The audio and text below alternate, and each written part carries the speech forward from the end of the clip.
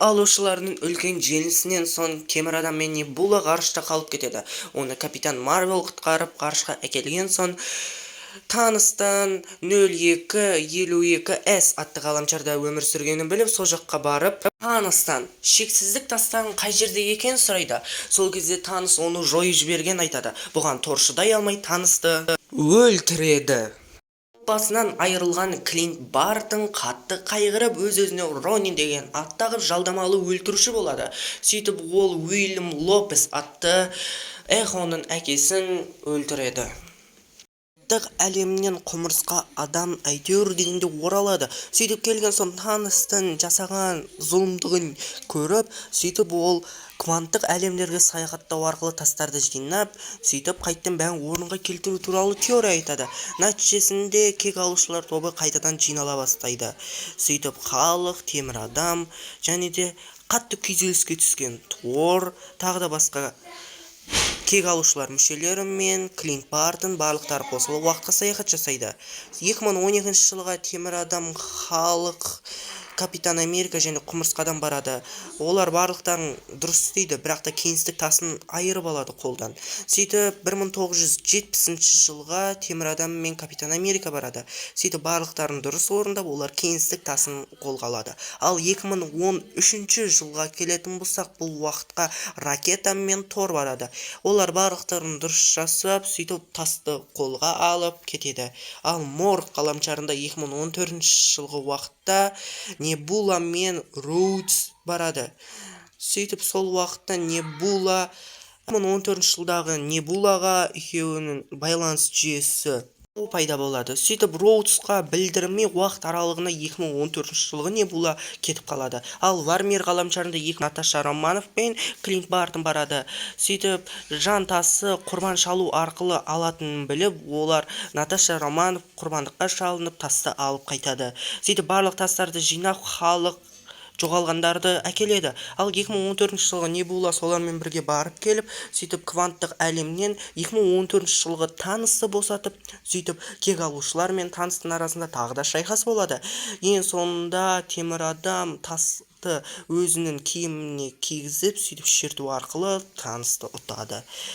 Сөйтіп Капитан Америка қайттан өткен шаққа барып, өзінің жақсы көретін қызы агент Картермен бірге болады. Ал Тор болса жер ғаламшармен қоштасып, кек алушылармен қоштасып, галактика сақшыларымен бірге жолға тартады. Ал осы уақытта 1907 жылғы кетіп қалған Стив Роджерстен асқан ата болып келіп, қалқанын Соколға береді. Ванда Максимов таныстың оқиғасынан кейін қатты күйзеліске түсіп, Вествью қаласын жаулап алып, сол жерде ол өз ойынан Томми мен Билли атты балаларды ойлап табады. Кейіннен бұл Вествью қаласына Агата Харкнес атты зұлым сиқыршы келіп, екеуінің арасында шайқас болады. Соңында алая ведьма ұтып, Вествью қаласын босатып, Агата Харкнестің қара сиқырлар жайлы кітабы Даркхолдты өзіне алып кетеді. Ал таныстың оқиғасынан кейін қаза тапқан Вижн қайтадан жөнделеді. Кек алушылардың әртүрлі уақыт аралығындағы тастарды жинау кезінде 2012 жылдағы қателігінің кесірінен Локи Тессерактты алып қашып кетеді. Және де ол өз уақыт оқиғаларын ретін өзгерткендіктен уақыт сақшысы, яғни TVA атты ұйым оны алып кетеді. Кейіннен ол Сильвия атты тағы да басқа Локидің Сильвия атты тағы да бір қателік жіберуінің кесірінен осы жаққа тап болған Локидің варианты табады. Сөйтіп Локи мен Сильвия TVA ұйымның басшысын өлтіруді дұрыс деп шешеді. Сөйтіп оның басшысы Кангты өлтіреді. Бұл әлемде өрмекші адам, кесіртке және де электро атты зұлымдармен шайқасады. Басқа мульти әлемде өрмекші адам, жасыл гоблин, доктор Отто Октавиус және құмадам атты жауыздармен шайқасып оларды ұтады. Басқа бір мульти әлемде Веном атты антигерой пайда болады. Селестиал егіп кеткен дән шығайын деп жатты.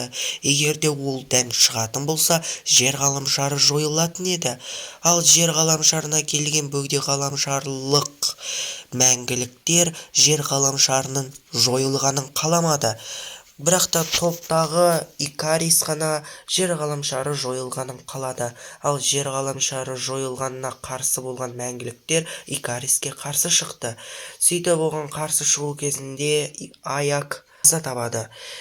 Ал Икарис болса күн ғаламшарына өзінің қателігін түсініп ұшып кетеді. Ал мәңгіліктер болса жер ғаламшарын дәнді құрту арқылы сақтап қалады. Және де бұның істеген істерін Селестиал түсінбей жер ғаламшарына керіп мәңгіліктерді алып кетеді.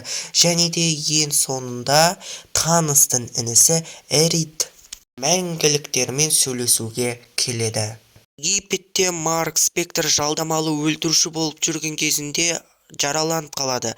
Сөйтіп ол Египеттегі белгісіз бір тастанды храмға келген уақытта оған Египет мифологиясында ай құдайы Хонсу келіп, егерде сен менің аватарым болсан, сенің жараларыңды жазылдырамын дейді. Және де оған Марк Спектр келіседі. Содан ол жаралары жазылып ай серісі атанады. Басқа мульти әлемде Морбиус есімді антигерой пайда болады. Уилсон Капитан Американың қалғанын мемлекетке тапсырады, ал мемлекет жаңадан Капитан Америка салайды. Бірақ та ол жақсы Капитан Америка болмағандықтан қайтадан Сэм Уилсон қалғанды алып, жаңадан Капитан Америка болады. Питер Паркер Европаға саяхаттау кезінде Мистерио есімді жауызбен шайқасады. Және де шайқас кезінде Мистерио өрмекші адам бұл Питер Паркер деп желіге тастайды. Және соның арқасында бүкіл әлем өрмекші адам жайлы шындықты біледі. Шиді әкесі Сюй Венву тауып алады. Сөйтіп әкесінің тағы да анасын ауылын жаулап алғысы келетінін біліп тағы да қашып кетеді.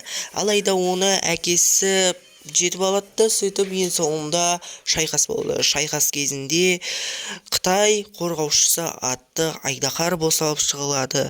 Бірақ та оны Чанчи басқара алады. Шайқас кезінде Сюй Венву қаза табады. Кейіннен бұл оқиғадан біраз уақыт өткеннен соң Чанчи Доктор Стрэндждің досы Вонгпен танысады.